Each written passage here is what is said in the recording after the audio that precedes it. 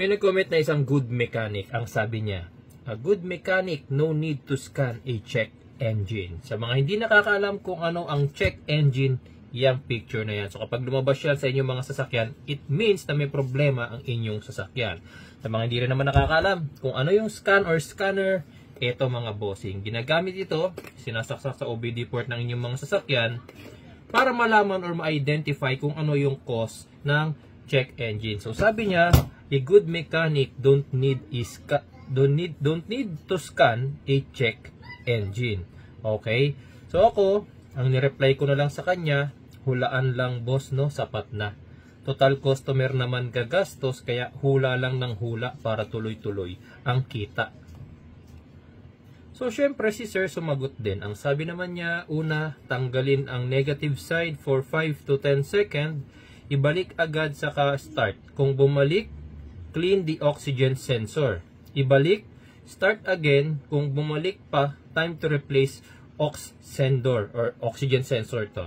Hindi ito hula na sinasabi mo. So syempre, ako naman, ang sagot ko sa kanya, ang tanong ko, paano po kung nagpalit kayo oxygen sensor tapos bumalik pa din CE or yung check engine? Ngayon, ang hinihintay kong sagot niya, ang sabi na lang niya sa akin is, may-ari ako ng repair at body shop sa Miami, Florida. Ang ibig mong sabihin, every time na may car na check engine, scan, no sir.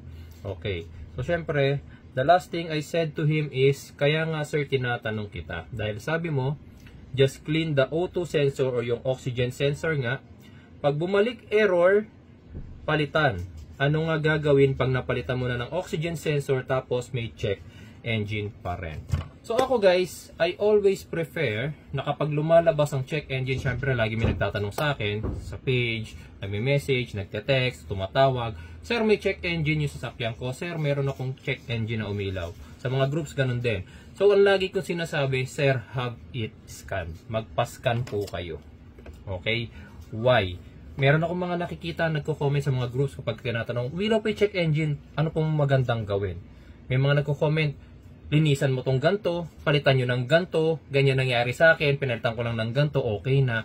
Actually mga bossing, when you do it DIY, nang hindi kayo nag-scan, lalo nyo lang pinalalaki ang gastos ninyo. Bakit? Kung sinunod natin si sir na have it cleaned yung oxygen sensor, actually wala pa kayong gastos doon, clean lang naman eh. Pero kapag hindi na wala daw ang check engine, is palitan na yung oxygen sensor. So magkano ba usually mga oxygen sensor? Sometimes oxygen sensor ranges from 1,000 to 2,000 mahigit. Minsan depende pa sa car brand or car make, minsan mas mahal pa. So magkano ba scanning? Kapag tropa, minsan 500, minsan 1,000. Pag saka minsan 1,500, 2,000, 2,500. So kapresyo na ng isang oxygen sensor. So paano? Ang question dyan, paano kung hindi yung oxygen sensor ang problema? Yun yung pinalitan mo. Yun din yung tinatanong ko kay bossing. So sabi niya, may-ari daw siya ng shop sa Miami, Florida. So hayaan ko na ng ganon. So hindi na siya sumagot. Ang sa akin lang mga bossing, ilan ba? Bakit ba kailangan na scan agad? Okay, bakit? Sa makina natin pa lang mga bossing, ilan na ang sensor? Unahin na natin sa throttle body. Merong MAF sensor, merong MAP sensor, intake air temperature sensor, throttle position sensor, yung servo na tinatawag din natin na idle air control valve. Tapos meron pa tayo niyan mga bossing sa mismong makina, meron pa tayong engine coolant temperature sensor, meron pang camshaft position sensor, crankshaft position sensor, oxygen sensor. Yun pa lang mga bossing, ilan na.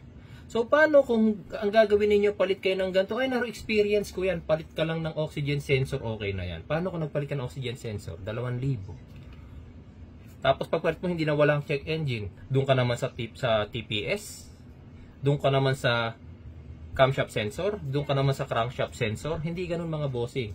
The best and easiest way and most convenient way para ma-check nyo kung ano yung problema ng check engine, have it scanned. Kahit may bayad pang scanner, sa halimbawa, in-scan kayo at sabi sa inyo ng kasa, 2,500 sir, 2,000, 1,500. Okay na yon. 1,500, bakit? Na-identify agad yung problem, tapos lumabas dun sa scanning, ay oxygen sensor nga. O, bumili ng oxygen sensor, sabihin na natin 2,000 oxygen sensor, scanning na 1,500, tapos kabit ng oxygen sensor 500, gumastos lang kayo ng 4,000. Kaysa yung nagpalit ka ng oxygen sensor, nagpalit ka ng TPS, nagpalit ka ng IACT, di ba? Nagpalit ka ng servo, nagpalit ka ng cam position sensor, ang dami mo nang pinalitan. Napalitan mo na lahat ng sensor sa makina, yung pinakahuli pa na pinalit mo, doon lang pala yung pinaka problema, di ba? So mas malaki ang magiging gastos ninyo.